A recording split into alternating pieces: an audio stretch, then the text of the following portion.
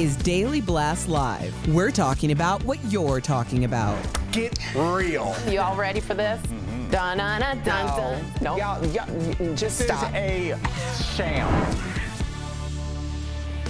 Welcome to DBL. It's Friday, November 5th. I'm Jeff here with my friends Erica and Al. Feeling good. Yes, it's like a discotheque. Yes.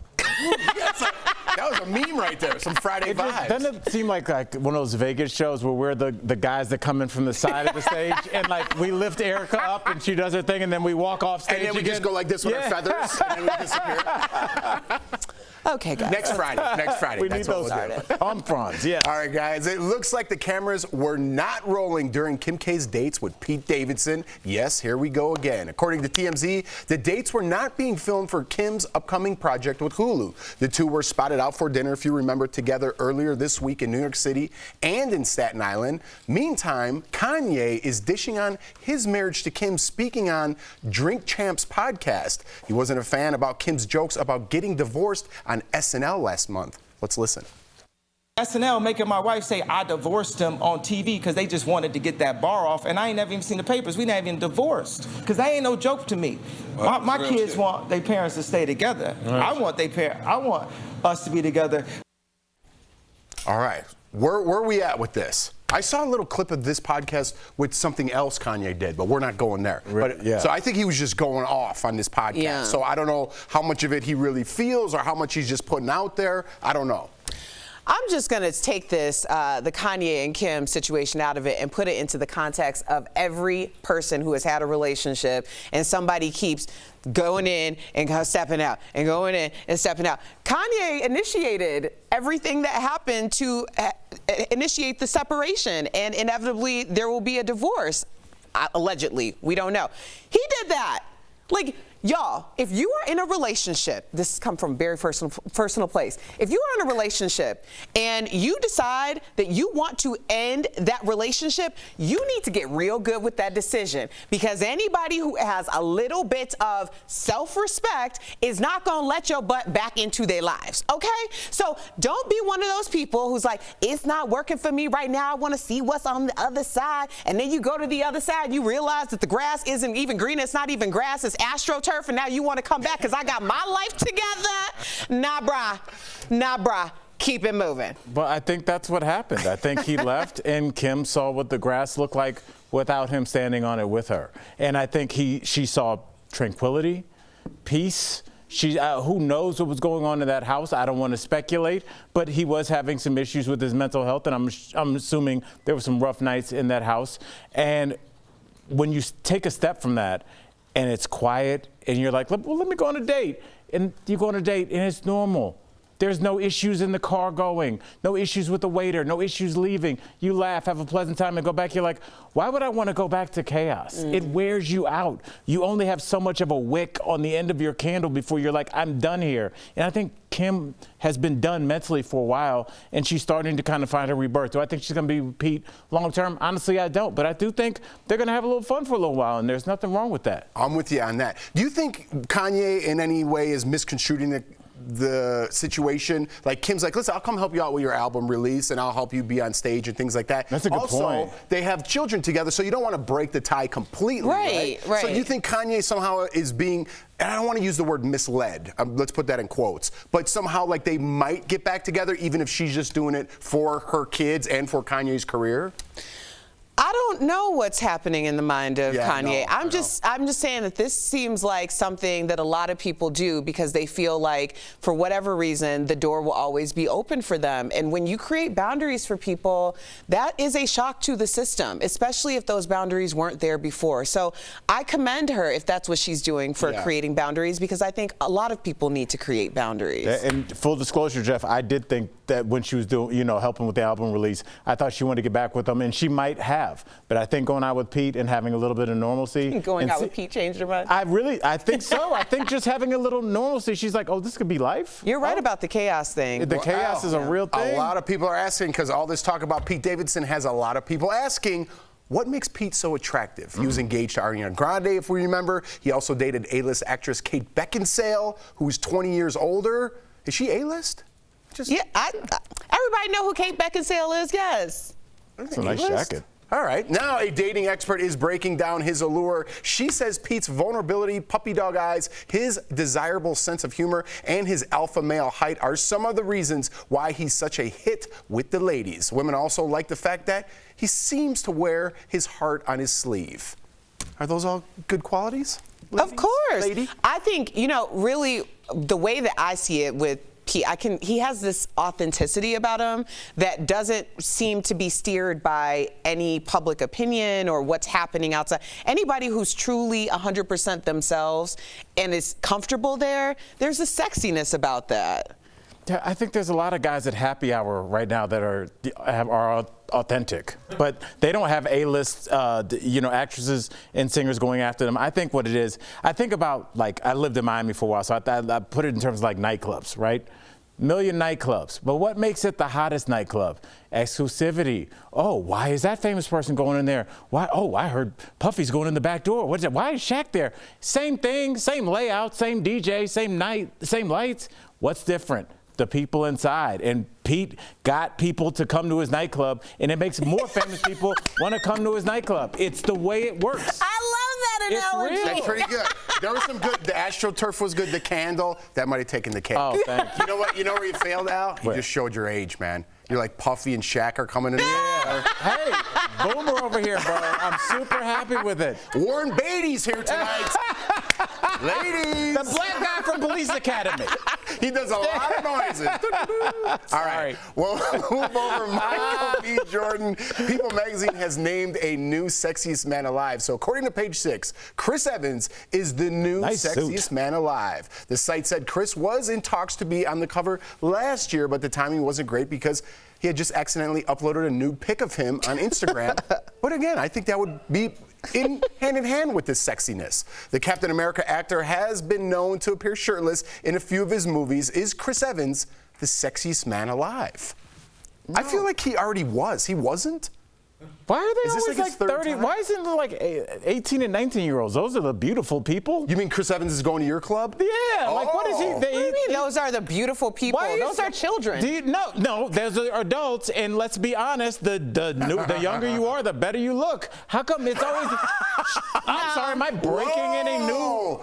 Well, let's put I'm sorry, do you guys know how cells work? Yes. Okay, within, as an adult, you're saying, when you're in your 20s. Okay.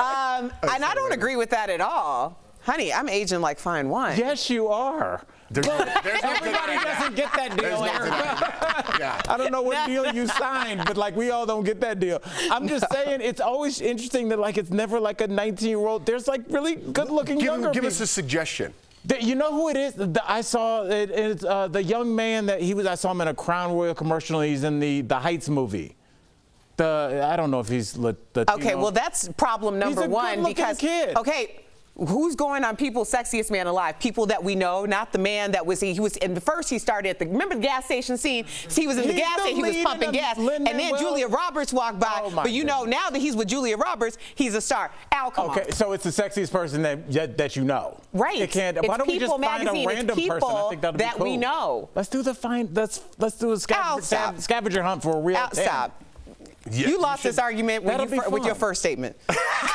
So you We're not going to go back in the past. Coming up on DBL, you know him from shows like Arrested Development and Veep. Tony Hale stopped by DBL to tell us about his new roles on the big screen. And Janet Jackson is finally addressing her halftime show wardrobe malfunction. That story and more in What Erica's Watching. That's coming up next. Closed captioning provided by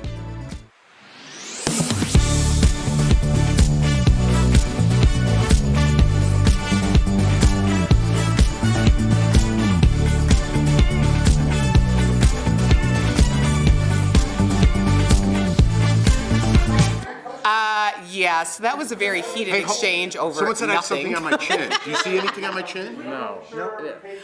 So something's on Jeff's chin. I think when it really comes down to it, we're in an era, and I can't say that. So you're telling me 19-year-olds don't look better than 35-years-olds? I absolutely would say that. Okay. I don't No, I wouldn't say that. They don't. Dude, someone was on the main circuit 19-year-olds like look this. like little children. People grow into their looks in their Yeah, they look like kids. Have you seen a 19-year-old lady? Do you know what supermodels are like on the cover of things? They're like 19, 20. Have you seen a 19-year-old? I don't think you know what a I don't 19-year-old hang looks out like. with a 19-year-old. You are very wrong. 19-year-olds do not look like, most 19-year-olds don't look bananas. like not I don't like even want my not picture like in that picture. Yeah. They especially don't. I think you think some of these people are 19, but really they're like 27. I think that's where you, like, if you pulled up a picture of somebody, you're like, she's 19, I guarantee she's 30. So you don't think models are 19, 18, and 19 years not old? ones I that don't think a you're... 19-year-old model is as good looking as a 25 or 30-year-old also, model. you're not to be honest. seeing- I think people grow into their looks as they get into their I 20s. agree, but I'm saying for the general public that buys Sports Illustrated. No, I guarantee. They don't put, they're not 19. So I live by like Sports 2 high Illustrated schools, models so are when in I their drive by, 30s. My son's 20. I feel like it's a grammar school. I'm telling like, you, dude, are those kids in and this is a grammar real school? thing Like, too. those are high school kids. People, I'm like, especially, it's like when you get past an age, then you always look at it differently because I certainly thought I was very adult when I was like 19 to 21, and I looked like a child.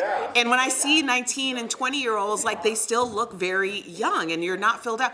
I didn't grow into my body until I was like in my early 30s. I agree with that. I think But college you're not football players look like children. Yeah, to me. and Yes. so do the 19-year-old models. But The didn't Tyra Banks start modeling at like 15? Yeah, but she didn't become Tyra Banks until she was a full-fledged adult. But she'd already signed a contract and everything like that.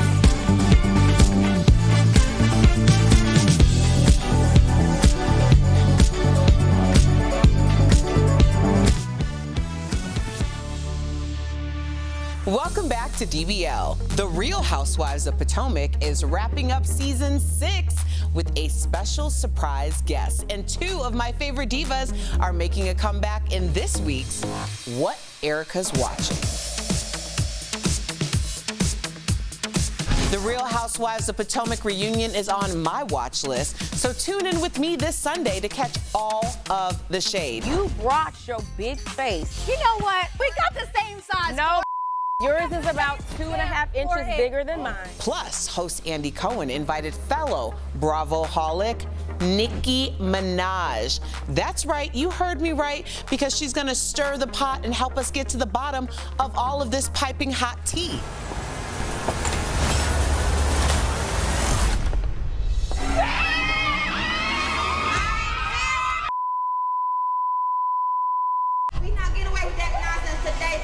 And if you've been following this season the way I've been following this season, you know there is a lot of piping hot tea. Personally, I can't think of a better way to wrap up this season than with Nicki Minaj because girl can throw some shade, all right? Well, next, Janet Jackson is finally giving details about her 2004 Super Bowl scandal. Her career took a major hit, unlike her halftime co-star, Justin Timberlake, who left her hanging. Literally. Janet's upcoming documentary, Malfunction, the dressing down of Janet Jackson, will address the double standards she faced after all of the backlash. Meanwhile, she's also rumored to be making an appearance on Dancing with the Stars Monday night, when all of the remaining stars will be dancing to her hit songs. Okay, so I start my day with a Janet Jackson compilation and a little bit of this move, so I'm really looking forward to it. But what fans really want to know is, will this just be a Zoom, or will Janet be in studio for all of the performances? Either way, I'll be watching or zooming in. And finally, it's been more than a decade since the queen of all divas, Miss Diana Ross, released a new album with new music. She's 77 and still showing us all how to make a comeback. And you know I love a comeback. In love, I still believe it's all I ever need. It's the reason that Her new album is called Thank You, and in line with that theme, she's thanking her sons for helping out with this highly anticipated project. there's beauty all around you, right on display. Try your best to say. Well, I want to personally thank Miss Diana Ross for new music and for being the epitome of a true comeback queen. Thanks for watching, and share with me anything that catches your eye by using the hashtag DBLEricaWatch. We'll be right back.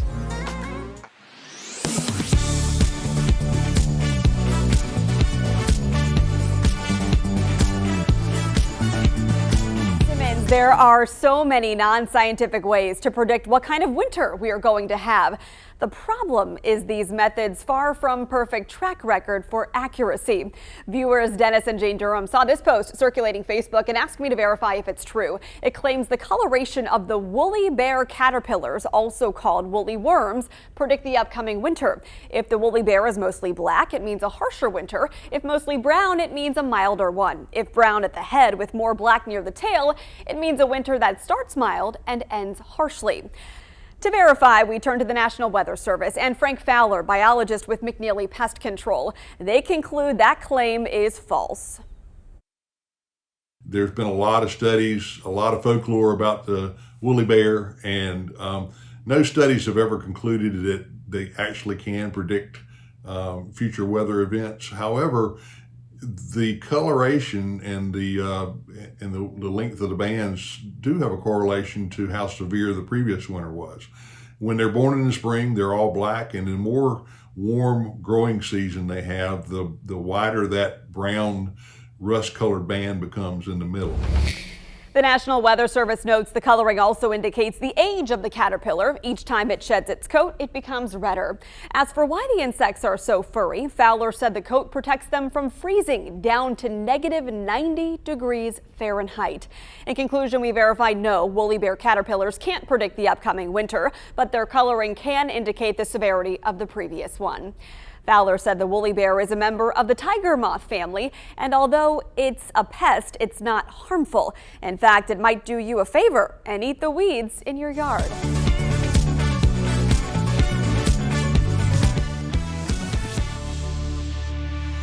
There's a 10-foot dog in Upper Manhattan. That can't be real. We are offering a $25,000 reward for the capture of the big red dog. People don't like things that are different. Next week, America's favorite big red dog is coming to the big screen. And yesterday, we spoke with the movie's villain, my favorite, Tony Hale. Full disclosure, right before our interview, Tony was listening in on our heated conversation about cancel culture in Hollywood. That's today's Chatting with the Stars. Please welcome to the show, Tony Hale. Man, you guys are on fire. I was listening to you before. It was very exciting listening to you guys. Clip that, clip it. Yeah.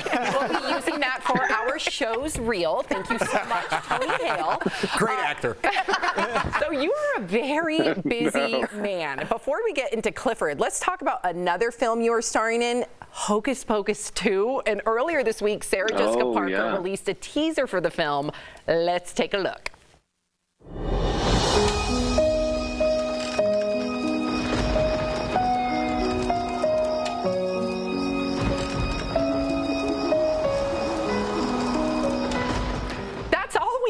What a teaser. I know. So you're going with the correct spelling. Is all we got, really. Okay, but we have Tony Hale here. So, Tony, you got to give us some insider knowledge. What can you tell us about the film and the Sanderson sisters revival, even if it's just a little tidbit? Come on. Oh, please. I go to work. I'm doing it in New York now, and then I go back to shooting up. We're shooting in Rhode Island. That's all I can. But it's I don't really know. They won't let me say anything, but it's classic. And actually, it was cool to work with Kathy Najimy because she was on Veep. If you watch the show, she was Mike McClintock's wife, and so it'd be fun really seeing her again. And my first job in New York in the late 90s was Sex and the City. I had a bit part. I was Tiger. Oh, wow. So that's so cool.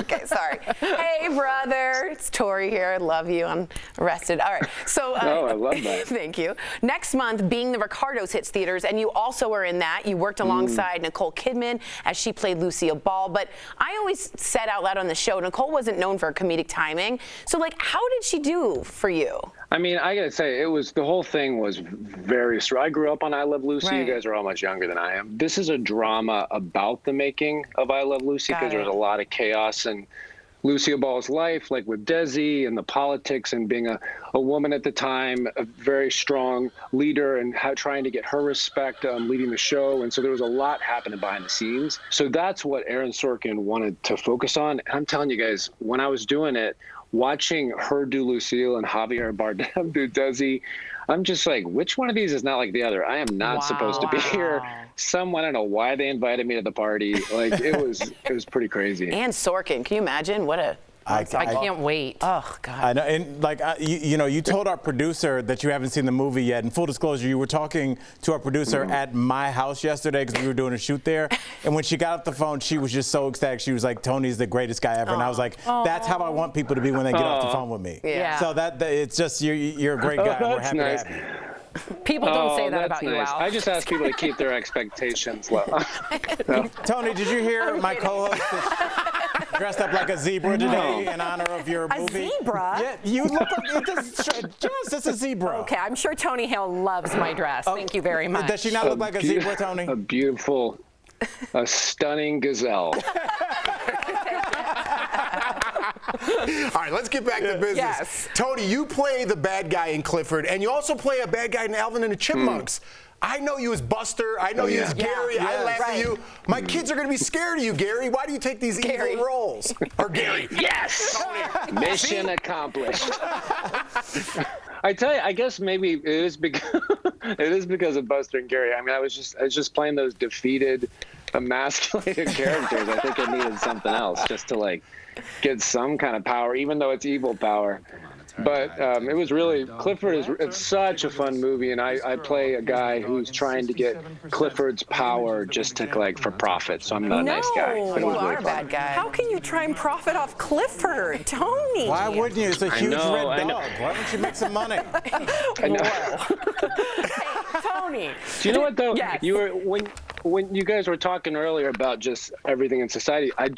There's something in this movie that, because I grew up on Clifford, and there's this scene in the movie where Emily Elizabeth is holding a baby Clifford, and it's her love that makes Clifford grow, and that's kind of a part of how he got to be where he is. And it's like today, you know, you guys were talking about cancel culture and like online, people ripping people apart and judgment. That's not going to bring growth. You know, that's not going to bring change. It's love and support and empathy and giving people the road to redemption. That's what's going to bring growth. Well said. Honestly. I thought I couldn't love you anymore. I know, Tony, you're always welcome at this table. Well, You've got quite the opinion. No, I love Come it. join us. Yes, Yeah. Sam will dress up like your favorite animal. I'll join up as Clifford. I'll do whatever he wants. Clifford is in theaters. Stop it right now. Clifford is in theaters next week on November 10th. Tony, thank you so much for joining us today. You are a real treat. Oh, you guys are great. Thank you. Thank you for having me. Promotional consideration is brought to you by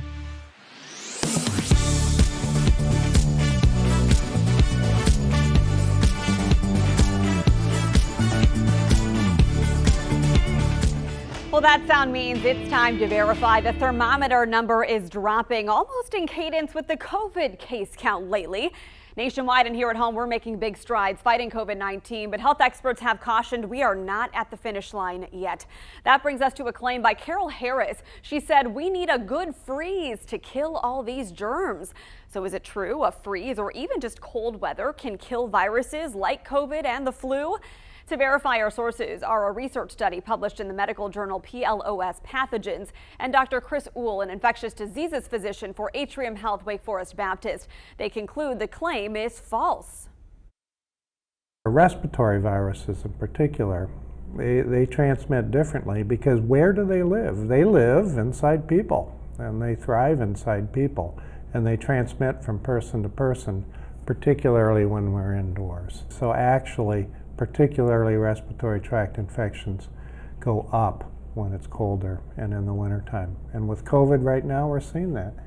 The Delta wave has moved up to the northern part of the U.S. And they're having the problem now. It's the same reason the flu typically peaks in wintertime. In a 2007 research study, scientists used guinea pigs to monitor how they spread respiratory viruses in different temperatures and relative humidity. They found flu spreads much more easily at dry, cold temperatures than warm temperatures with high humidity. One theory is because cool, dry air loosens up the nasal mucus and makes it easier for viral particles to get into the respiratory tract. But this left a big question. Why then do warm and humid climates like that of Florida still have flu seasons? The researchers suggest in these tropical regions, viruses spread more commonly through contact with surfaces rather than through the air. Also, people spend more time indoors to escape the heat. And as Dr. Uhl said, it's easier for respiratory viruses to spread indoors. In conclusion, we verify no, a cold freeze does not kill viruses. In fact, it does the opposite, facilitating its spread. So how did this claim originate?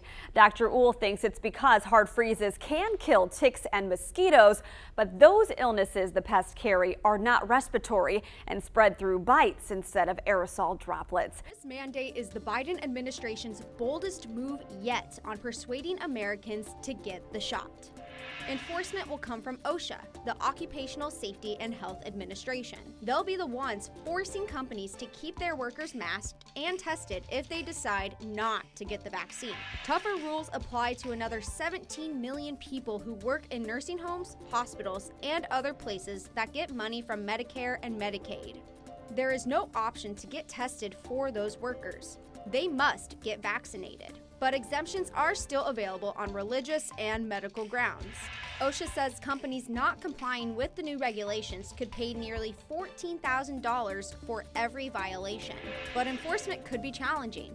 OSHA has less than 2,000 inspectors to oversee 130 million workers at 8 million workplaces.